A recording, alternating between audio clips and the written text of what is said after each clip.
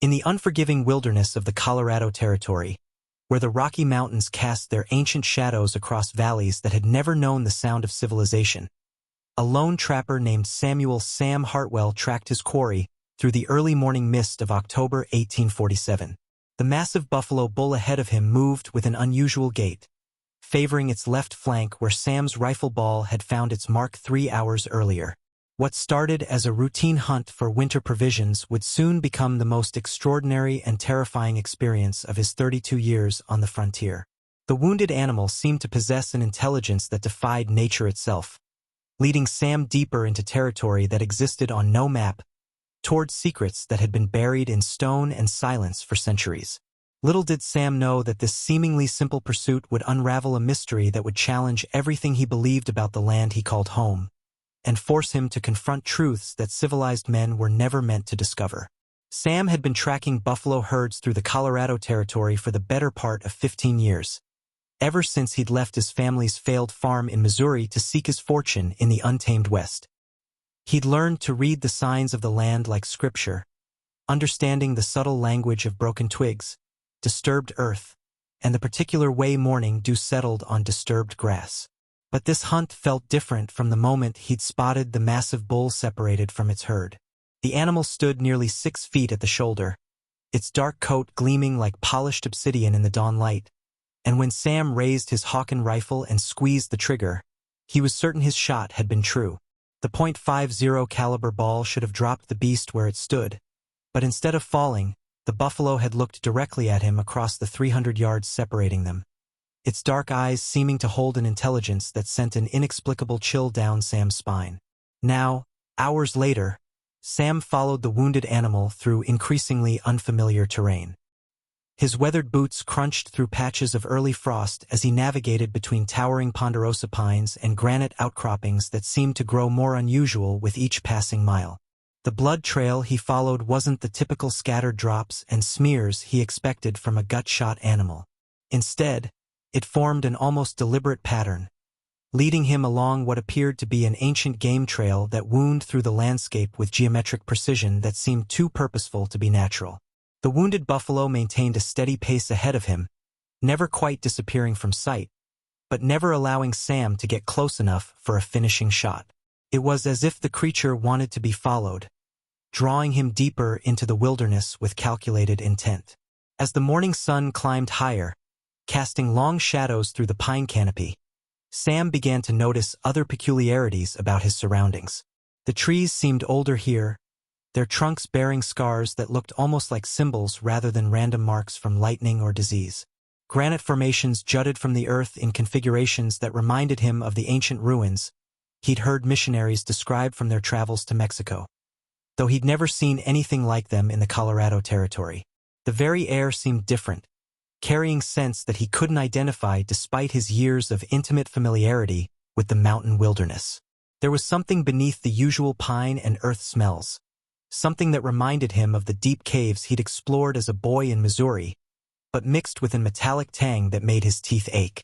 The buffalo's trail led him steadily upward, following a ridge line that offered spectacular views of the surrounding peaks.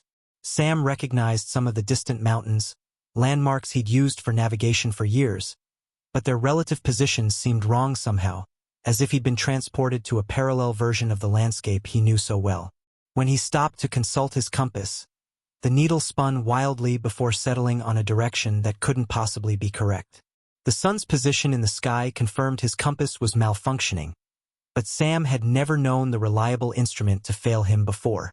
He'd purchased it from a retiring surveyor in Denver, and it had guided him true through countless hunting expeditions and trading journeys. By midday, the terrain began to change more dramatically. The familiar ponderosa pines gave way to species Sam had never encountered, trees with bark that seemed to shimmer with an oily iridescence and leaves that rustled without any perceptible wind. The granite outcroppings became more frequent and more elaborate, some rising like prehistoric monuments against the mountain sky. Sam noticed that many of these stone formations bore what could only be described as carvings, though they were unlike any Native American petroglyphs he'd seen in his travels. The symbols seemed to shift and flow when he wasn't looking directly at them, creating an optical illusion that made his head swim with vertigo. The wounded buffalo remained visible ahead of him, moving with that same steady, purposeful gait despite the injury Sam was certain should have been slowing it down. The blood trail continued, but it had taken on an even stranger quality, seeming to glisten with colors that weren't quite red, shifting between deep crimson and something that looked almost violet in the mountain light. Sam began to question whether he was seeing things clearly. The altitude could play tricks on a man's mind, and he'd been tracking for hours without food or rest. But his experienced hunter's instincts told him that something fundamental had changed about his surroundings, something that went beyond simple elevation sickness or fatigue. As the afternoon wore on, Sam found himself following the buffalo's trail along the edge of what appeared to be a vast canyon that hadn't been visible from the ridge line behind him. The massive gorge stretched for miles in both directions, its depths shrouded in shadows that seemed unnaturally dark for the bright October day. The canyon walls were composed of striated rock that displayed colors Sam had never seen in natural stone formations, layers of deep purple and gold that seemed to pulse with their own internal light. Ancient petroglyphs covered the visible rock faces, but these weren't the simple hunting scenes and spiritual symbols he recognized from other Native American sites. These carvings depicted scenes that defied interpretation, showing figures that seemed part human and part something else entirely, engaged in activities that looked more like rituals than everyday life. The wounded buffalo had stopped at the canyon's edge, finally allowing Sam to approach within 100 yards. But instead of preparing for a finishing shot, Sam found himself mesmerized by what he was seeing. The animal stood perfectly still, no longer showing any signs of distress from its wound, and seemed to be waiting for something. As Sam watched through his rifle's sights, the buffalo turned its massive head toward him once more, and Sam felt that same inexplicable chill he'd experienced at the moment of the original shot. The creature's eyes held an intelligence that was unmistakably aware, almost human in their depth and understanding. Then the buffalo did something that would haunt Sam for the rest of his days. It stepped deliberately off the canyon's edge, not falling but seeming to float downward into the shadows below, its form becoming translucent as it descended until it disappeared entirely. Sam rushed to the edge, his heart pounding with a mixture of adrenaline and something approaching terror. The canyon floor was at least 1,000 feet below, shrouded in mist that seemed to move with purpose rather than following the natural air currents he would have expected. There was no sign of the buffalo, no broken body on the rocks below, nothing to indicate that a 2,000-pound animal had just plummeted into the depths. But as Sam stared into the canyon's mysterious depths, he began to make out structures that couldn't possibly exist in this remote wilderness. Partially hidden by the swirling mist were what appeared to be buildings, or at least constructions too regular and purposeful to be natural rock formations. They seemed to be built into the canyon walls themselves, carved directly from the living stone in a style that reminded Sam of pictures he'd seen of ancient temples, but with architectural elements that seemed to defy the laws of physics he understood. Bridges that couldn't possibly support their own weight spanned impossible distances, and towers spiraled upward from the canyon floor in helical patterns that made his eyes water to follow. Sam spent the remainder of the afternoon searching for a way down into the canyon, following game trails and ledges that seemed to offer potential routes of descent. But every path he attempted either dead-ended against sheer rock faces or crumbled away into nothingness just when they seemed most promising. It was as if the canyon itself was refusing to allow him access to its secrets. As evening approached and the mountain air began to carry the chill that preceded the bitter cold of high-altitude nights, Sam was forced to make camp on the rim, building a small fire from deadfall pine and rationing the meager provisions he carried in his pack. Throughout the long night, Sam was kept awake by sounds rising from the canyon below. They weren't the typical noises of wilderness nights, the calls of coyotes or the screech of hunting owls that had provided the soundtrack to thousands of his previous camping experiences. These sounds were different, seeming to carry melody and rhythm that suggested intelligence and purpose. Sometimes they sounded almost like human voices raised in song, but the language was unlike anything Sam had ever heard, composed of tones and cadences that seemed to resonate in his bones rather than his ears. Other times the sounds were purely instrumental, as if vast orchestras were performing in the hidden depths, playing compositions that seemed to tell stories of unimaginable age and significance. When dawn finally broke over the canyon rim, Sam discovered that his fire had gone out completely, though he was certain he'd banked the coals properly before attempting to sleep. More disturbing still, the ashes were cold to the touch, as if the fire had been extinguished hours earlier rather than having simply burned down naturally. His water, which he'd left in his metal canteen beside the fire ring, had frozen solid despite the fact that the October weather, while cold, shouldn't have been severe enough to freeze water so quickly. These details might have seemed minor to a less experienced outdoorsman, but to Sam they represented clear violations of the natural laws that govern mountain survival. As the morning light grew stronger, Sam was able to see much more clearly into the canyon below. The structures he'd glimpsed the evening before were now clearly visible, and they were far more extensive and elaborate than he'd initially realized. What he was looking at could only be described as a city, though it was unlike any settlement he'd ever seen or heard described.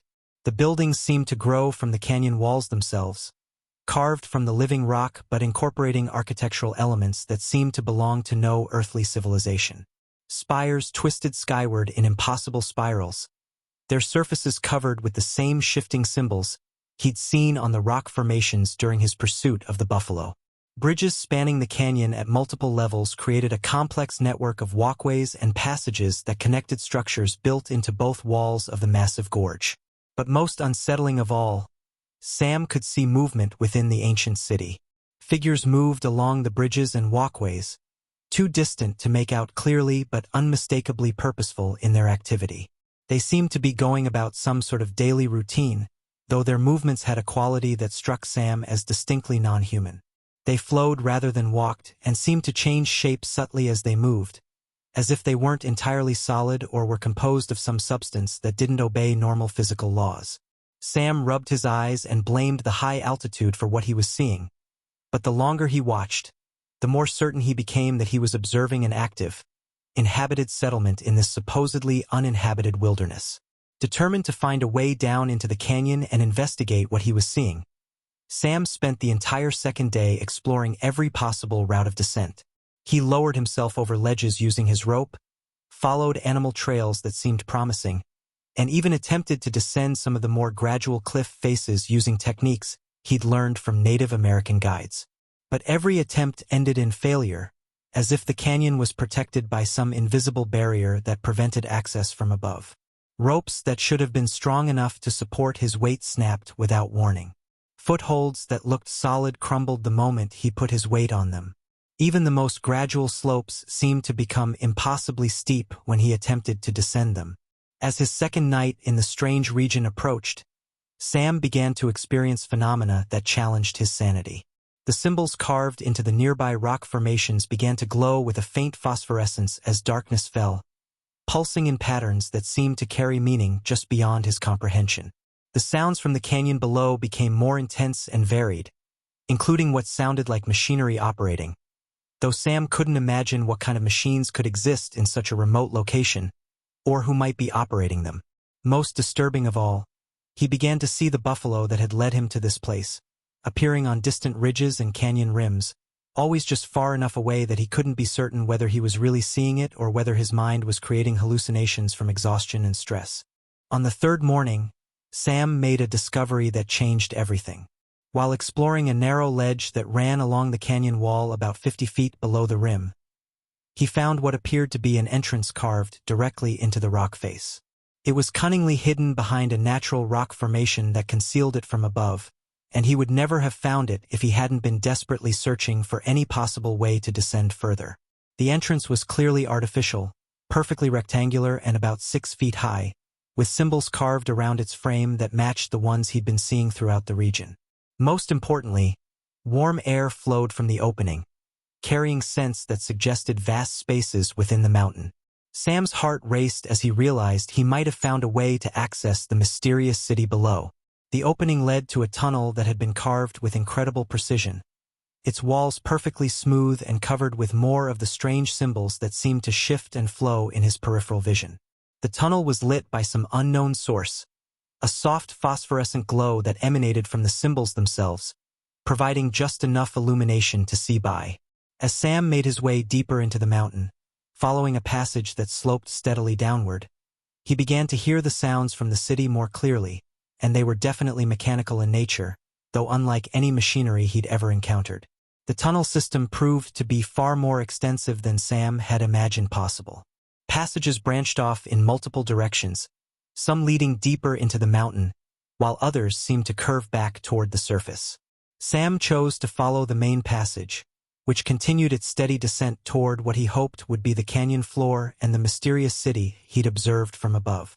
The air grew warmer as he descended, and the mechanical sounds grew louder and more complex, suggesting that he was approaching some sort of industrial center deep within the mountain.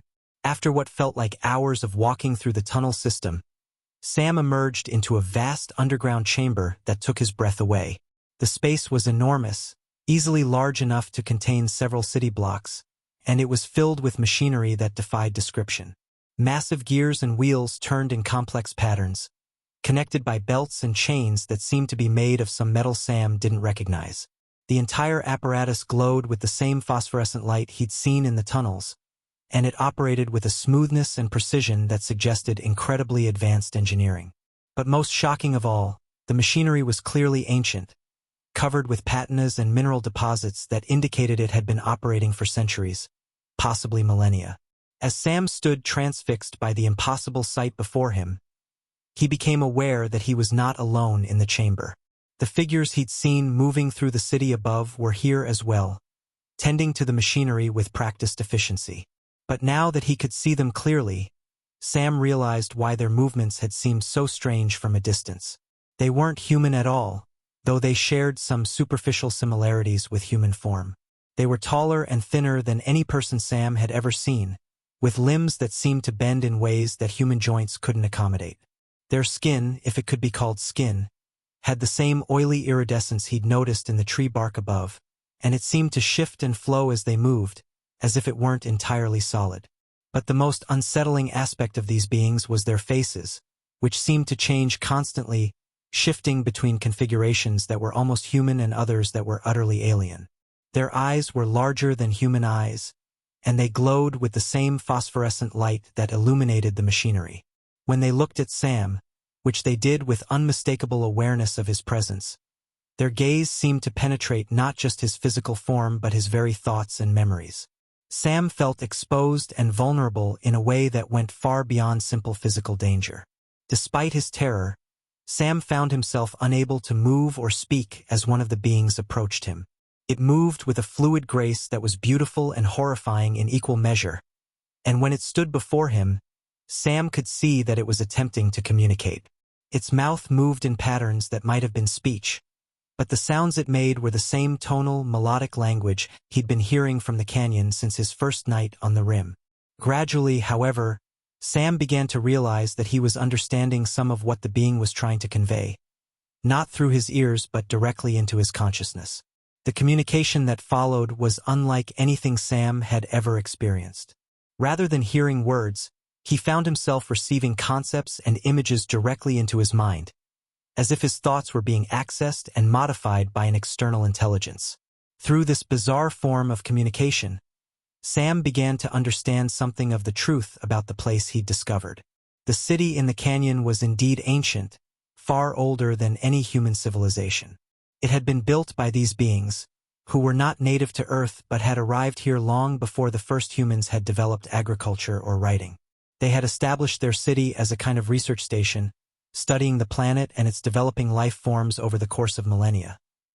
The mechanical systems Sam had discovered were not machines in any sense he understood, but rather living constructs that maintained the complex environmental controls necessary to keep the city functioning. The beings themselves were not entirely physical in the way humans were, existing partially in dimensions that human senses couldn't perceive. This explained their ability to change shape and their strange, flowing movements. They had been observing human development for centuries, occasionally interacting with indigenous peoples who had stumbled upon their territory, usually through the same method Sam had experienced being led by an animal that wasn't entirely what it appeared to be.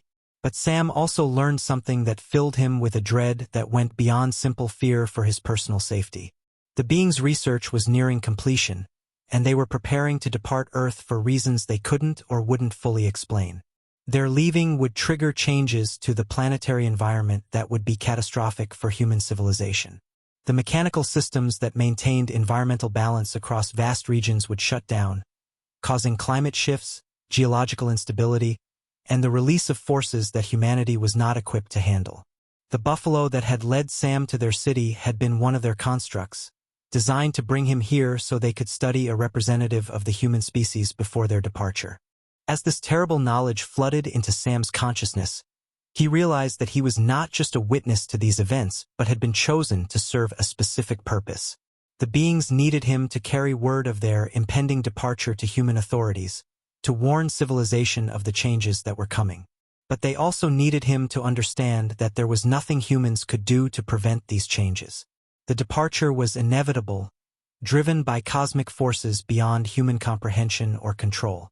Sam's role was simply to provide warning, allowing humans to prepare as best they could for the new age that was approaching. The weight of this responsibility was almost more than Sam could bear. He was a simple trapper, a man who had left civilization behind to live in the wilderness precisely because he wanted to avoid the complexities and burdens of the civilized world. Now he was being asked to return to that world as a messenger of apocalyptic change, bearing knowledge that no one would believe and warnings that would likely be dismissed as the ravings of a man driven mad by isolation and hardship. But the beings made it clear that he had no choice in the matter. He had been selected, and the responsibility was now his whether he wanted it or not. As the communication session ended, Sam found himself back in the tunnel system, though he had no memory of leaving the great chamber with its impossible machinery. The beings had transported him, using methods he couldn't understand, to a different entrance than the one he'd used to enter their domain. This new opening led directly to the canyon floor, emerging behind one of the massive carved structures he'd observed from above. For the first time since beginning his pursuit of the wounded buffalo, Sam was able to walk through the ancient city at ground level. What he saw there defied every assumption he'd held about the history and nature of his world.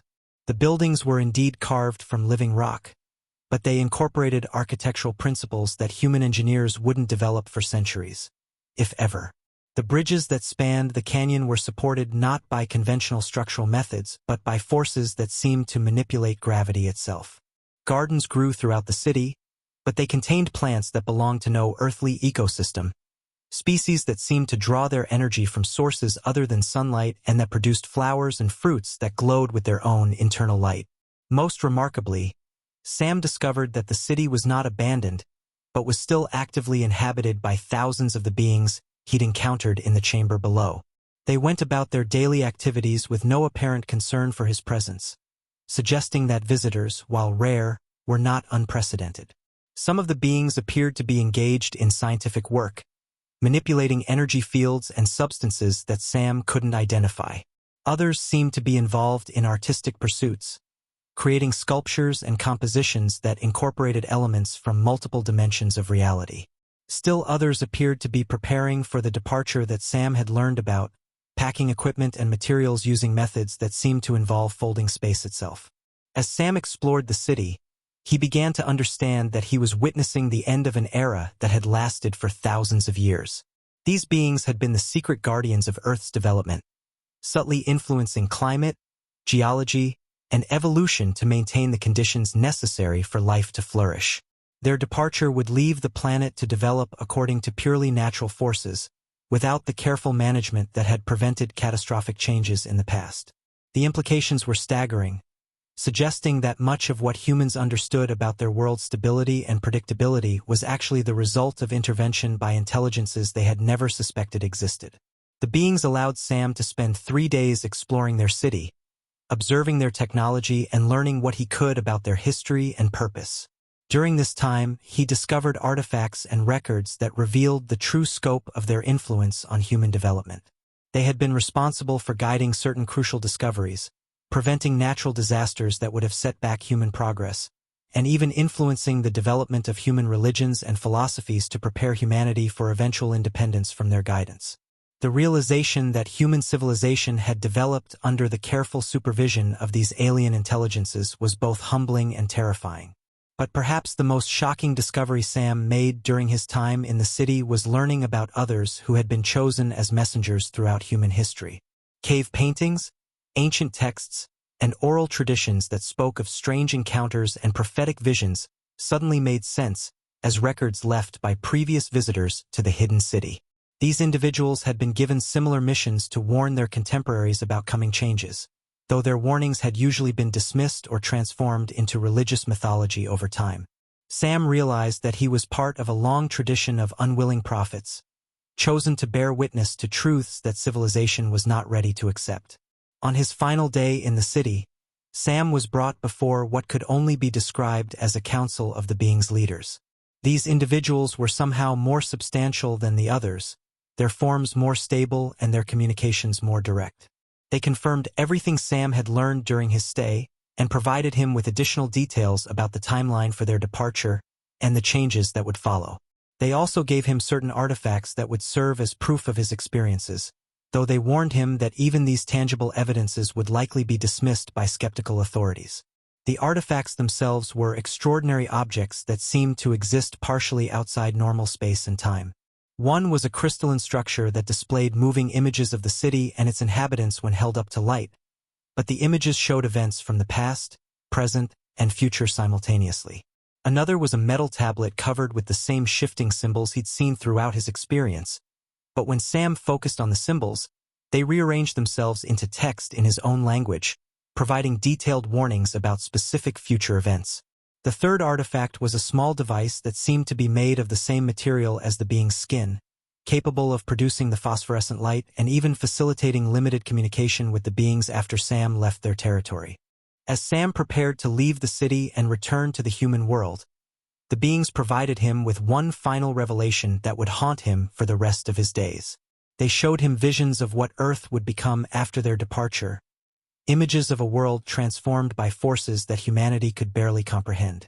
Some of the changes would be beneficial, accelerating human technological and spiritual development in ways that would ultimately lead to a more advanced civilization. But other changes would be catastrophic, causing the collapse of existing social structures and the loss of millions of lives as humanity struggled to adapt to new environmental conditions. The beings explained that this process of transformation was necessary for human development, comparable to a parent eventually allowing a child to face the world independently. Humanity had reached the point where continued protection and guidance would actually hinder their progress toward full maturity as a species. The coming age of independence would be difficult and dangerous, but it would also provide opportunities for growth that had been impossible under their careful supervision. Sam's role was not to prevent these changes, but to help humanity prepare for them by providing advance warning of what was coming. With this knowledge weighing heavily on his mind, Sam began the journey back to the human world, following routes through the tunnel system that the beings had shown him.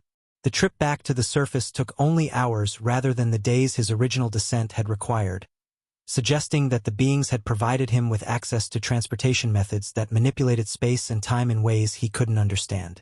When he emerged from the hidden entrance, he found himself back on the canyon rim where he'd first discovered the mysterious city, but the landscape had changed subtly in ways that confirmed the otherworldly nature of his experiences. The journey back to Denver took Sam 3 weeks, traveling through familiar territory that somehow seemed different now that he understood the true nature of the forces that had been shaping the world around him. Every natural formation, every weather pattern, every aspect of the wilderness that had once seemed purely natural now carried the suggestion of intelligence and purpose behind its existence. The artifacts the beings had given him remained in his pack, their presence a constant reminder of the responsibility he now carried and the impossibly difficult task that lay ahead of him. When Sam finally reached Denver, he faced the challenge he had been dreading throughout his return journey. How could he convince anyone that his story was true? How could he persuade authorities to take seriously warnings about changes that seemed to belong more to fantasy than reality? His first attempts to share his experiences with local officials were met with the skepticism he had expected, and even when he produced the artifacts as evidence, they were dismissed as clever hoaxes or curiosities of no real significance. The phosphorescent light was attributed to chemical treatments, the moving images in the crystal were explained as optical illusions, and the changing symbols were dismissed as tricks of perspective and suggestion. But Sam persisted in his mission, understanding that his role as messenger was more important than his personal reputation or comfort. He began documenting his experiences in detailed written accounts, creating multiple copies that he distributed to newspapers, government officials, religious leaders, and anyone else who might be in a position to influence public opinion. Most of his warnings were ignored or ridiculed, but a few individuals began to take notice, particularly when some of his specific predictions about natural events began to come true with disturbing accuracy. Over the following months, Sam noticed that the world around him was indeed beginning to change in subtle but significant ways. Weather patterns became more erratic, with storms appearing suddenly and disappearing just as quickly. Geological activity increased, with minor earthquakes and volcanic events occurring in areas that had been stable for decades. Most significantly, animals began exhibiting unusual behaviors, migrating at wrong times of year and gathering in locations where they had never been seen before. These changes were gradual enough that most people dismissed them as natural variations, but Sam recognized them as early signs of the transformation the beings had warned him about. As the months passed into years, Sam continued his role as an unwilling prophet, watching as the world slowly began to transform in ways that confirmed the truth of everything the beings had told him.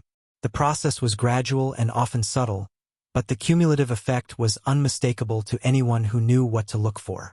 And Sam knew that this was only the beginning, that far greater changes lay ahead as humanity entered its age of independence, freed from the secret guidance that had protected and shaped their development for millennia.